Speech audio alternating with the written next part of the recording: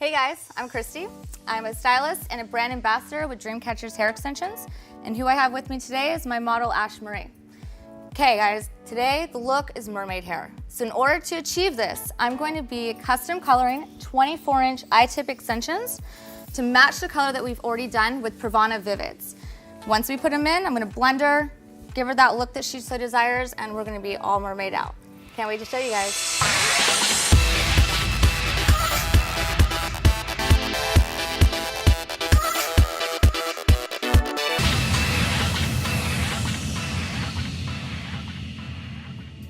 Hey guys, we're back and now we're going to talk about custom coloring these mermaid extensions. My client gave me a color palette to use. So what I'm doing to achieve that is actually I'm pre-mixing different Pravana colors, the Vivids, to make these colors that she wants.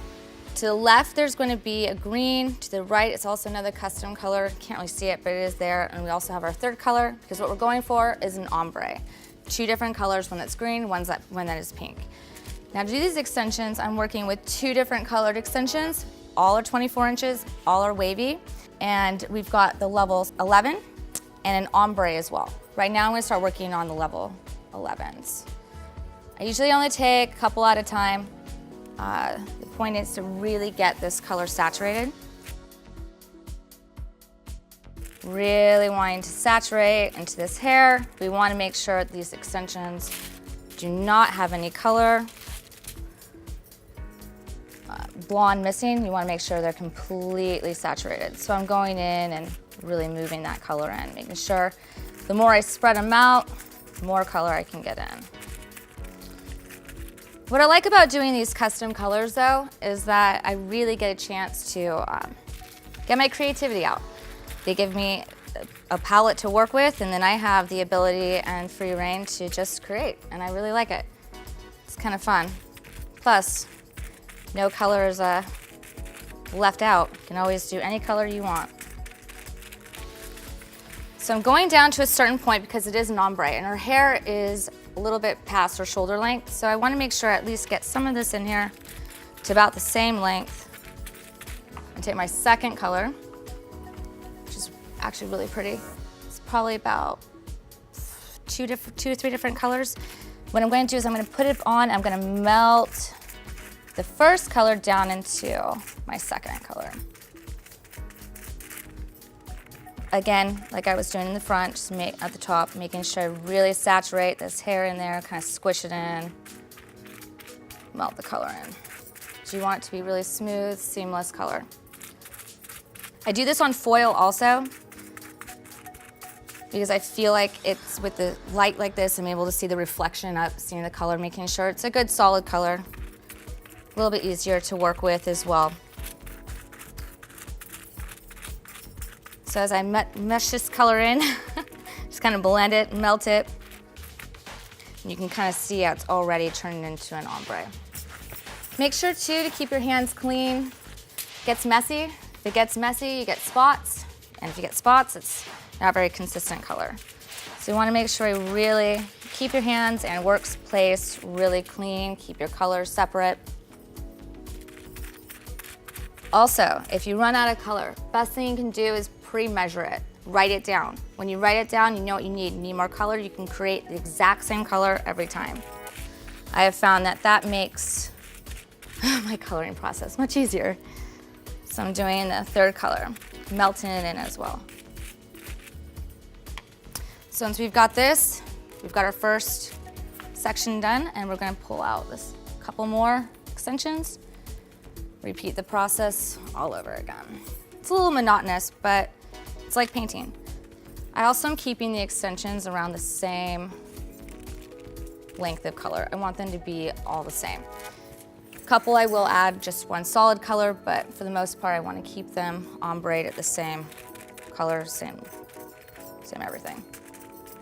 Again, making sure to really saturate that hair. And I put the hair on top of it as well because it allows color to hit the bottom of that hair so you can kind of use your color without wasting it. I have found that just holding it with my hand is the best way to keep the hair from scrunching too much. And I always paint down. I like to keep that shaft, the hair shaft, especially with blondes, to go completely down.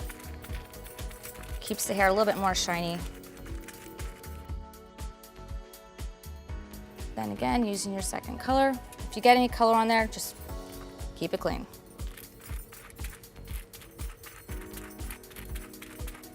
Brush size also doesn't really matter. It's really all about your comfort level for brushes.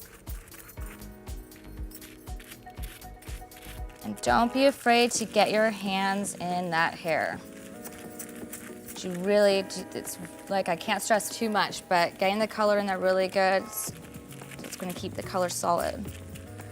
I'll show you the ombre ones I'm doing as well. Because I had pre-lightened her hair at first, we've got some of her natural and then some of the ends are a little bit lighter. So I wanted to use an ombre also to give a little bit of depth in the color, not keeping them all blonde, but adding just a little bit of darkness towards the top and even lighter color towards the bottom.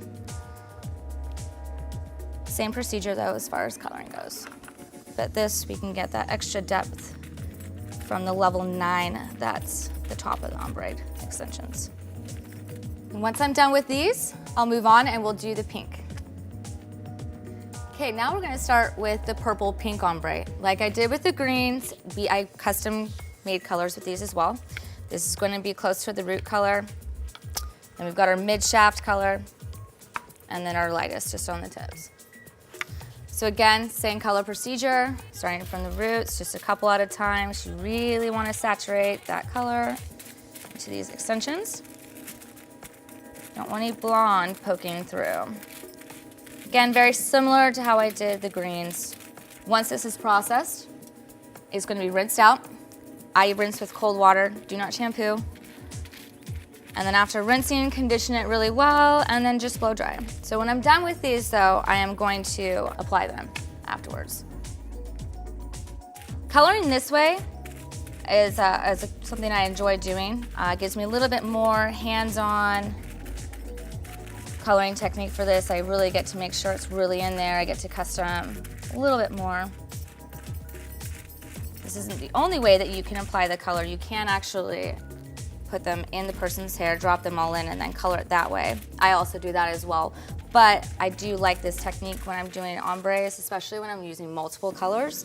And since we're doing a green and we're doing a pink, I don't want these to bleed together when rinsing them. So it's for this type of color, it's much easier to do it like this, separated.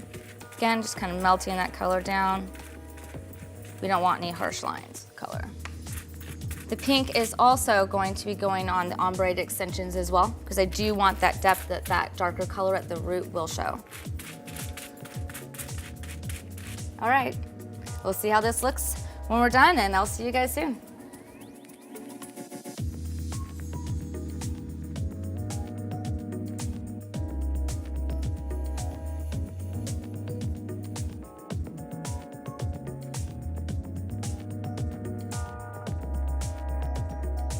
Now that I finished putting the pink on the hair, this is the most important part.